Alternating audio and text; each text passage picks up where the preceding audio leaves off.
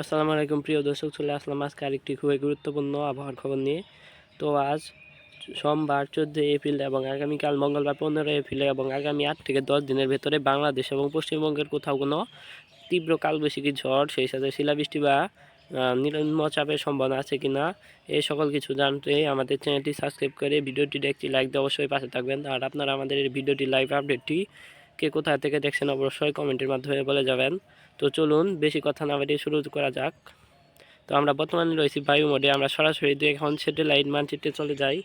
Satellite মানচিত্র অনুযায়ী দেখা যাচ্ছে বাংলাদেশ এবং পশ্চিমবঙ্গের বিভিন্ন অঞ্চলে আংশিক মেঘলা আকাশ নিয়ে প্রধানত আবহাওয়া শুষ্ক রয়েছে, তবে মেঘমালা নিয়ে কোনো বৃষ্টিপাতের সম্ভাবনা নেই। আমরা এখন সরাসরি বৃষ্টিবাহী মোডে চলে যাই।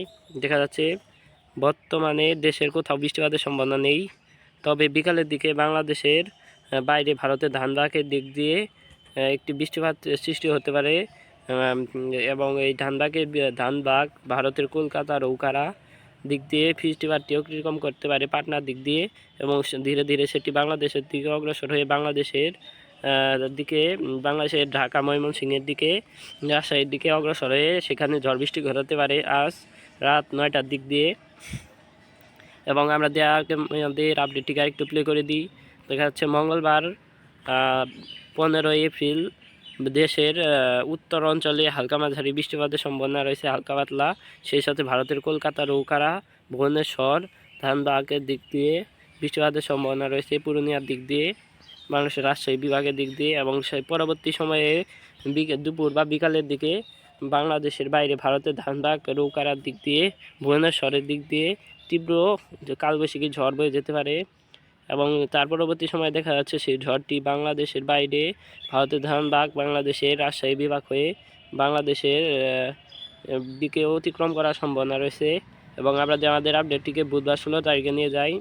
দেখা যাচ্ছে বুধবার 16 তারিখ বাংলাদেশের রংপুর, রাজশাহী, ঢাকা, ভারতের কলকাতা থেকে শুরু করে বরিশাল, খুলনা, কুমিল্লা, ঢাকা, নাগেরপুর, কাপাসিয়া, গোয়ালপাড়া, গুয়াহাটি, ভারতের উত্তর অঞ্চলের এগুলোতে মাঝারি থেকে হালকা পাতলা বৃষ্টিপাত হওয়ার সম্ভাবনা রয়েছে। এবং সেই বৃষ্টিপাতটি রাত 12টার দিকে বাংলাদেশের উত্তর অঞ্চলের রংপুরের দিকে বাড়তে পারে এবং সেখানে ভারী ধরনের বৃষ্টিপাত হতে পারে। সেই সাথে গোয়ালপাড়া, গুয়াহাটি, আলিপুরদুয়ারেও সে সময় বৃষ্টিপাত হতে পারে ভারী থেকে মাঝারি। এবং 17 তারিখ থেকে বৃষ্টিপাত তীব্র আকার ধারণ করতে পারে। টানা কয়েকদিন 17 তারিখ থেকে বাংলাদেশ এবং পশ্চিমবঙ্গের বিভিন্ন অঞ্চলে তীব্র কালবৈশাখী ঝড় শুরু হতে যাচ্ছে আবারও। তো কয়েকদিন ধরে চলমান দেশের বিভিন্ন অঞ্চলে ঝড় বৃষ্টি হয়েছে। তো এই ঝড় বৃষ্টিটি 17 তারিখ থেকে আরও তীব্র শক্তিশালী আকার ধারণ করতে পারে। দেখা যাচ্ছে 17 তারিখে রংপুর, কালাই, ময়মনসিংহ, সিরাজগঞ্জ, সরিষাবাড়ি, সিংড়া থেকে শুরু করে কিশোরগঞ্জ, মাদান, লাকসাই, মৌলভীবাজারের দিক দিয়ে, সিলেটের দিক দিয়ে অতিক্রম করার সম্ভাবনা রয়েছে, প্রবল কুমিল্লার দিক দিয়ে। এবং সে সময় তীব্র ঝড় বয়ে যেতে পারে প্রায় 60 থেকে 80 কিলোমিটার বেগে। এবং তার পরবর্তী সময়ে বাংলাদেশের রংপুর বিভাগের উত্তর পূর্ব অঞ্চলে এবং ভারতের আলিপুরদুয়ার, গোয়ালপাড়ার দিক দিয়ে বৃষ্টিপাত হওয়ার সম্ভাবনা রয়েছে। এবং বাংলাদেশের মধ্য অঞ্চলে ঢাকা, কুমিল্লা, মেহেরপুর, রাজশাহী, বরিশাল, খুলনার দিক দিয়ে বৃষ্টিপাতের প্রবল সম্ভাবনা রয়েছে এবং হেভি থান্ডারস্টর্ম অ্যাক্টিভিটি হতে পারে এ সময়। এবং তার পরবর্তী সময় দেখা যাচ্ছে 9টার দিকে রংপুর বিভাগ বাংলাদেশের খুলনা, বরিশাল, কুমিল্লা, চট্টগ্রাম, খড়গপুরের সাথে সাথে বাংলাদেশের কলাপাড়া, মহেশখালীর দিক দিয়ে এবং সমুদ্রে বৃষ্টিপাত হতে পারে কালবৈশাখী আকারে। এবং আমাদের আপডেটটিকে আরেকটু প্লে করে দিই। দেখা যাচ্ছে পরবর্তী সময়ে সেই বৃষ্টিপাতটি বাংলাদেশের ময়মনসিংহ, সিলেটের দিকে চলে যেতে পারে হালকা মাঝারি আকার নিয়ে। এবং তার পরবর্তী সময়ে দেখা যাচ্ছে রাত 2টার দিকে শুক্রবার একদম রাতের দিকে বৃহস্পতিবারই ধরা যাক, রাত 2টার দিকে বাংলাদেশের রংপুর, কালাই, ময়মনসিংহ থেকে শুরু করে সরিষাবাড়ি, সিরাজগঞ্জ, বগুড়া, সিংড়া, সিরাজগঞ্জ, নাগেরপুর, কাপাসিয়া, ঢাকা, আগরতলা, কুমিল্লার দিকে একটি তীব্র থেকে অতি তীব্র শক্তিশালী কালবৈশাখী ঝড় বয়ে যেতে পারে। সেই সাথে বাংলাদেশের ঠাকুরগাঁও, পঞ্চগড়ের দিক দিয়ে, আলিপুরদুয়ারের দিক দিয়ে, পুরুলিয়ার দিক দিয়ে তীব্র একটি ঝড় বয়ে যেতে পারে। দেখা যাচ্ছে তীব্র হয়ে গেছে এবং হলুদ এবং কোথাও কোথাও লাল হয়ে গেছে একদম বৃষ্টির পরিমাণে। এবং আমরা আমাদের আপডেটটিকে সরাসরি বজ্রবিদ্যুৎ মোডে নিয়ে যায়। দেখা যাচ্ছে বাংলাদেশে এবং পশ্চিমবঙ্গের বিভিন্ন অঞ্চলে তীব্র বজ্রপাত হতে পারে। এবং আমরা যদি আমাদের আপডেটটিকে আরেকটু প্লে করে দিই বায়ুর ঝাপটা মোডে, দেখা যাচ্ছে বাংলাদেশে এবং বেশিরভাগ বাংলাদেশের মধ্য অঞ্চল, উত্তর অঞ্চল এবং ভারতের পূর্ণিয়ার দিকে তীব্র কালবৈশাখী ঝড় বয়ে যেতে পারে প্রায় 80 থেকে 90 কিলোমিটার বেগে, যা তীব্র একটি শক্তিশালী কালবৈশাখী ঝড়ে পরিণত হতে পারে। আমরা দিয়ে আবার বৃষ্টিবাহী মোডে চলে যাই এবং আরেকটু প্লে করে দিই। দেখা যাচ্ছে পরবর্তী সময়ে সেই কালবৈশাখী ঝড়টি বাংলাদেশের রাজশাহী বিভাগ হয়ে রাজশাহী, মেহেরপুর থেকে শুরু করে ঢাকা, কুমিল্লার দিকে চলে যেতে পারে। এবং তার পরবর্তী সময়ে সেই বৃষ্টিপাতটি আবার বাংলাদেশের উত্তর অঞ্চল অর্থাৎ রংপুর, কালাই, ময়মনসিংহ হয়ে গোয়ালপাড়ার দিক দিয়ে, সরিষাবাড়ির দিক দিয়ে অতিক্রম করার প্রবল সম্ভাবনা রয়েছে। এবং পরবর্তী সময়ে সেটি ময়মনসিংহের সরিষাবাড়ি, বগুড়া, সিংড়া, সিরাজগঞ্জ, মহাদেবপুর, গোয়ালপাড়া, গুয়াহাটির দিক দিয়ে অতিক্রমের প্রবল তীব্র সম্ভাবনা দেখা যাচ্ছে। এবং আমরা যদি আমাদের আপডেটটিকে আরেকটু প্লে করি, দেখা যাচ্ছে বাংলাদেশের রংপুর, তুরা, কালাই, ময়মনসিংহ, ঢাকা থেকে শুরু করে নাগেরপুর, কাপাসিয়া, কিশোরগঞ্জ, সিংড়া, পাবনা, সাহেলকুপা, ফরিদপুর, মাদারীপুর, ফরিদগঞ্জ, সেনবাগ, মতিরহাট, বরিশাল, পিরোজপুর, মাঠবাড়িয়া, শ্যামনগর, সাতক্ষীরা, যশোর, সাহেলকুপা, মেহেরপুর ভারতের, বাংলাদেশের রাজশাহী ভারতের, নলহাটি, শিলিগুড়ি, দুর্গাপুর, কাটুয়া, বর্ধমান, শান্তিপুর, চন্দননগর, আমারবাদ, কোলাহাট কলকাতার দিক দিয়ে, খড়গপুরের দিক দিয়ে, জামশেদপুর, পুরুলিয়ার দিক দিয়ে, মুড়ির দিক দিয়ে, বানকুড়ার দিক দিয়ে, ধানবাগের দিক দিয়ে তীব্র ঝড় বৃষ্টি হতে পারে। এবং আমরা যদি আমাদের আপডেটটিকে আরেকটু প্লে করে দিই, দেখা যাচ্ছে পরবর্তী সময়ে সেই বৃষ্টিপাতটি বাংলাদেশ এবং পশ্চিমবঙ্গের উপরে অতি ভারী বর্ষণ ঘটাতে পারে এবং অতি ভারী তীব্র ঝড় ঘটাতে পারে। এবং আবহাওয়াবিদরা আমাদের জানিয়েছে এই মাসে বাংলাদেশের ভিতরে 1 থেকে 2টি বা 3টি তীব্র শক্তিশালী কালবৈশাখী ঝড় এবং 3 থেকে 4টি মাঝারি ধরনের কালবৈশাখী ঝড় বয়ে যেতে পারে।